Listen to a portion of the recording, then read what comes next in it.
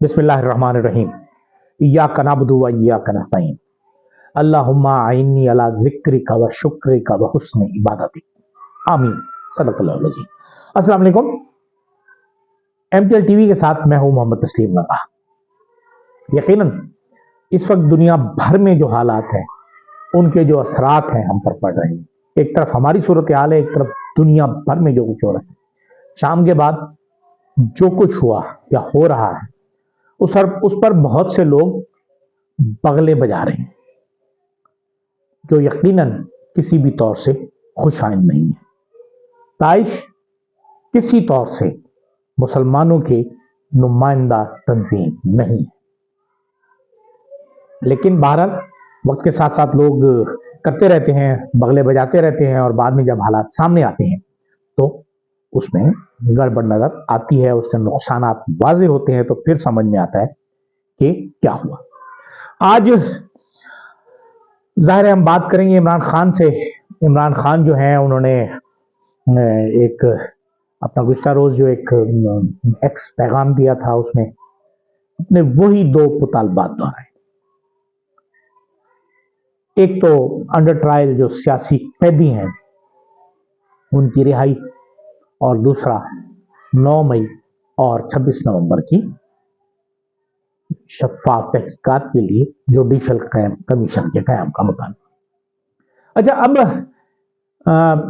अना का मसला बना दिया गया है। इसे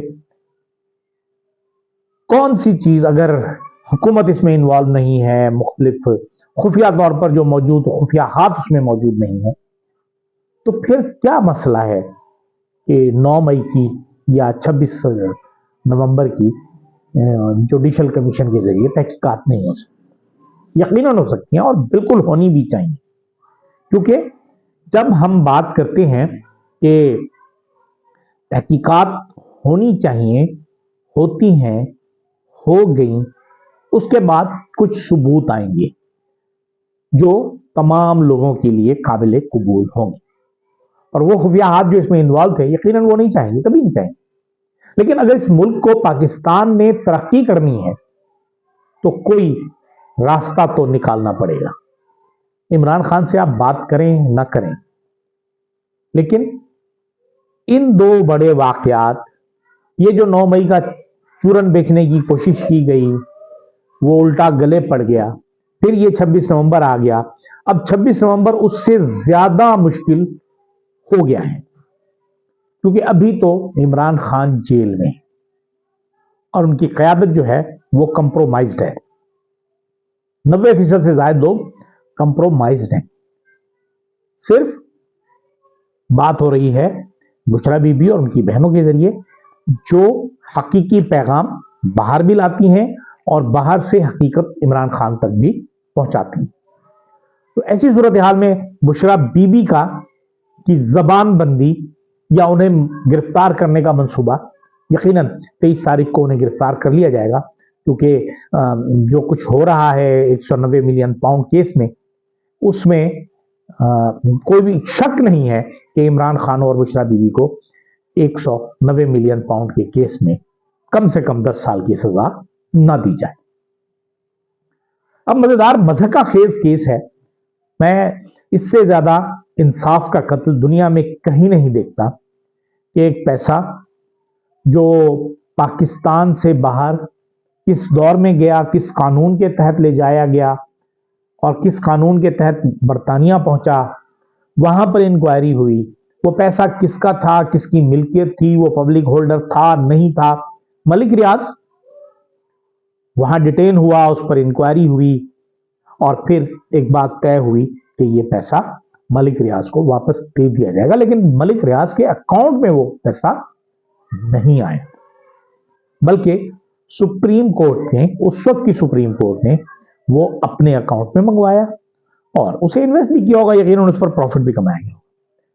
लेकिन इसमें एक पैसे का फायदा इमरान खान, उनकी बेगम या उनके खानदान को कहीं नहीं मिला, लेकिन अलकादिर ट्रस्ट को बिला वजह जो है वो वजह नज़ा बना दिया गया, मुतनाज़ा बना दिया गया। और अब सूरत हाल ये है कि 23 तारीख को पीर वाले रोज उनके खिलाफ ये फैसला कर दिया जाए। दूसरी तरफ अगर हम देखें कि इस्लामाबाद हाई कोर्ट में जस्टिस बाबर सत्तार ने जो DGISPR का एक नोटिफिकेशन था और वो इजहार राय की आजादी पर एक बहुत बड़ी कदगन था, उसे मुअत्तल कर दिया। और वो ये था कि अगर कोई दिफाई तज्जिया निगार किसी टीवी चैनल पर बैठेगा, वो उन्होंने दिया था गालिबन पेमरा को, और पेमरा ने इशू किया था वो नोटिफिकेशन कि जो भी दिफाई तज्जिया निगार किसी टीवी प्रोग्राम में आएगा उसके लिए ISPR से इजाजत लेना जरूरी है। सबसे पहली बात तो यह कि यह कानून के तहत, पाकिस्तान के किसी भी कानून के मुताबिक यह गलत है। सरकारी मुलाजमत का एक्ट यह बताता है कि आप रिटायरमेंट के 2 साल तक कोई गुफ्तगू नहीं कर सकते सियासी, उसके बाद आप तज्जिया निगारी भी कर सकते हैं, सियासी गुफ्तगू भी कर सकते हैं, सियासी अमल में भी हिस्सा ले सकते हैं। लेकिन बहरहाल ये एक बहुत बड़ी नाकामी हमारी ISPR को है, और मैं कई मरतबा कहता हूं, मेरा नजरिया ये है कि हमारी ISPR जो है वो फौज के जो पूरे मामलात हैं उनको सही तरीके से प्रोजेक्ट करने में नाकाम रही है, और इतनी फाश गलतियां करती है कि जिसका नुकसान पूरी मुसल्लह अफवाज को होता है। और जैसा कि इस वक्त हम पाकिस्तान तहरीक इंसाफ या पाकिस्तानी अवाम और फौज के दरमियान एक खलीज को देख रहे हैं, उसमें अवामिल भी हैं, लेकिन उसमें एक बहुत बड़ी वजह ISPR भी है। बहरहाल ये एक अलग बात है, उस पर हम गुफ्तगू करेंगे आइंदा कभी। दूसरी तरफ इस वक्त बैनुल अक़वामी तौर पर एक बहुत बड़ी खबर चल रही है कि चीन ने गवादर पाकिस्तान से मांगने का मुतालबा कर दिया है, और पाकिस्तान ने उस मुतालबे के जवाब में एक और मुतालबा किया है कि सेकेंड लेयर ऑफ डिफेंस हमें दी जाए, जो अगर हम पर कोई एटमी हमला होता है। मैं तो कई अरसे से ये कह रहा हूं कि पाकिस्तान को गवादर क्या बलूचिस्तान भी चीन को दे देना चाहिए, क्योंकि उसके बाद चाइनीज इस इलाके में न सिर्फ तरक्की करवाएंगे, लोगों को तरक्की लाएंगे खित्ते में, बल्कि इस बलूचिस्तान को पाकिस्तान का अमीर तरीन सूबा बना देंगे। लेकिन ये चीज समझ में नहीं आ रही। CPEC, गवादर, बलूचिस्तान, चीन, पाकिस्तान, ये एक दूसरे से जुड़े हुए हैं और इनकी तरक्की आपस की तरक्की है। मैं अपने कई प्रोग्रामों में और बार बार ये कहता हूं कि पाकिस्तान में जो CPEC बज़ाहिर तो बहुत कामयाब है, हुकूमती हुकाम तो ये कहते हैं कामयाब कामयाब कामयाब, मैं कह रहा हूं उसकी नाकामी है कि इस वक्त गवादर या CPEC के समरात आम लोगों तक नहीं पहुंचे, आम बलोचों तक नहीं पहुंचे, आम बलूचिस्तानियों तक नहीं पहुंचे, जिसकी वजह से ये हालात हो गए हैं माशी तौर पर कि उन लोगों ने बंदूक उठा ली। इज्जत देने के आप कायल नहीं है कि किसी को इज्जत दें।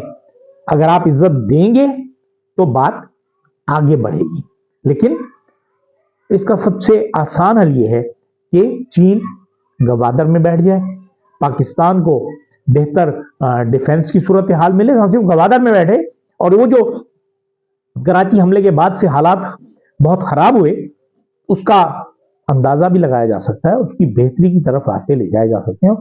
चीन से कोई बईद नहीं है कि हुकूमत चीन अगर इस मामले में डायरेक्ट इन्वॉल्वमेंट करे तो बलूचिस्तान में इस तरह के प्रोजेक्ट लगाए जा सकते हैं जिससे बलूचिस्तान में तरक्की हो सकती है, जिसमें बलूचिस्तान में रोजगार के मौके पैदा हो सकते हैं और आम बलोच उससे मुस्तफीद हो सकता है। और वही वाहिद सूरत हाल है, वही वाहिद हल है, और हुकूमत चीन यकीनी तौर पर बलोच अवाम से और बलोच सरदारों से पाकिस्तान की हुकूमत और पाकिस्तान के एस्टेब्लिशमेंट से ज्यादा के मुकाबले में ज्यादा बेहतर अंदाज में डील कर सकता है, क्योंकि जब तक बलूचिस्तान में अमन नहीं होगा उस वक्त तक हम तरक्की नहीं कर पाए। फिर अगर हम देखें कि हम जाते हैं पारा चनार की भी सूरत है, लेकिन अगर चीन इस इलाके में अपना असर और रसूख कायम करता है तो फिर पारा चनार का इलाका, और वहां से जब रेलवे लाइन गुजरेगी अफगानिस्तान से पाकिस्तान आएगी, तो उसके फवायद और समरात जो पाकिस्तान को मिलेंगे, उस खित्ते के लोगों को मिलेंगे, वो भी पाकिस्तान के लिए ही सूदमंद हो। दूसरी तरफ देखें तो ब्रिगेडियर महमूद शाह जो साबिक वजीर दाखिला भी हैं, रहे हैं पाकिस्तान के, उन्होंने एक बयान दिया है कि एहसानुल्लाह एहसान जो टीटीपी के तर्जुमान थे, गिरफ्तार हुए थे आईएसआई के, ने उन्हें गिरफ्तार किया था, वो फरार भी आईएसआई से फरार हुए। उसके बाद फिर इस पे बड़ी चहमगइयां हुई कि ये कैसे मुमकिन है, पाकिस्तान का तो कोई शहरी बाजियाब ही नहीं होता, फरार तो बड़ी दूर की बात है, तो ये कैसे फरार हो गए। तो अगर उस पर थोड़ा सा गौर किया जाए तो राब्ते जो हैं वो मिलते हैं जनरल बाजवा से, और जाहिर है जनरल बाजवा के हुक्म के बगैर उस वक्त के डीजी आईएसआई भी उसे रिहा नहीं कर सकते या फरार का मौका नहीं दे सकते। एहसानुल्लाह एहसान जिन्होंने हमारी हुकूमत से राब्ता भी किया और मदद भी मांगी और पैसे भी मांगे और तहफ़्फ़ुज़ भी मांगा, फिर पाकिस्तान में रखना तो जाहिर है उनके लिए बहुत मुश्किल था। लिहाजा आजकल इत्तलात के मुताबिक वो तुर्की में मौजूद हैं और वहां कुछ कर रहे हैं। जाहिर है वो मुनासिब वक्त का इंतजार कर रहे हैं, और कोई वक्त आएगा तो फिर वो यहाँ आएंगे, पाकिस्तान में आएंगे, इलाके में आएंगे, अफगानिस्तान में आएंगे, फिर अपना किरदार अदा करेंगे और फिर देखा जाएगा क्या होगा। दूसरी तरफ देखें कि एक सवाल पूछा जा रहा था हुकूमत से कि सबूत दो, गोली चली, सबूत दो, गोली कहाँ चली, लोग कहाँ मरे, लोग कहाँ जख्मी हुए। तो इसका जवाब मतीउल्लाह जान ने अपने प्रोग्राम में दिया है एमजे टीवी में कि जी उन्होंने पिम्स और पोली क्लिनिक जो इस्लामाबाद के दो बड़े सरकारी अस्पताल हैं और जहां मेडिको लीगल केसेस जाते हैं, वहां उन्होंने 26 नवंबर के हवाले से कुछ तहकीकात की हैं, और 26 नवंबर के लिए उन्होंने जो उस दिन का ओपीडी या एमएलसी निकाला है, मेडिको लीगल केसेस का जो लिस्ट निकाली है, उसके मुताबिक उसमें उन्होंने बताया है कि 134 जख्मी उस दिन लाए गए, उस सुबह से लेकर रात से लेकर रात तक, जिनमें से 94 लोग गोलियों से, इत्तलात के मुताबिक 87 भी हैं, 94 भी हैं, कि इतने लोग जख्मी थे पुलिस से, अपना गोलियों से, लाइव एमुनिशन से। यकीनन ये गोलियां जो अच्छा उनकी जो लिस्ट है उसमें ये भी लिखा हुआ है कि ये आम आदमी है, पीटीआई का कारकुन है, इसके वालिद का नाम क्या है, इसके वालिद का नाम क्या है, ये तमाम चीजें उस लिस्ट में मौजूद हैं जो उन्होंने बताई है। तो ऐसी सूरत हाल में ये अब कजिया खत्म हो गया कि गोली तो चलाई नहीं, सबूत दीजिए। अब अगला सबूत कि लोग कहाँ गए, कितने लोग मरे, शहीद हुए, क्या हुआ क्या नहीं हुआ, इस पर आहिस्ता आहिस्ता चीजें सामने आएंगी। लेकिन एक बात जो मुझे आज लगती है, मैं जिससे खौफजदा हूं, कि नई इंतजामिया आने के बाद कहीं ट्रंप इंतजामिया वो वीडियोस रिलीज ना कर दे 26 नवंबर की जो उनके सैटेलाइट ने रिकॉर्ड की हुई। तो अगर उनके सैटेलाइट की रिकॉर्डेड वीडियोस रिलीज हो गई तो हम दुनिया में कहीं मुंह दिखाने के काबिल नहीं रहे। इजाजत दीजिए, अल्लाह हाफिज।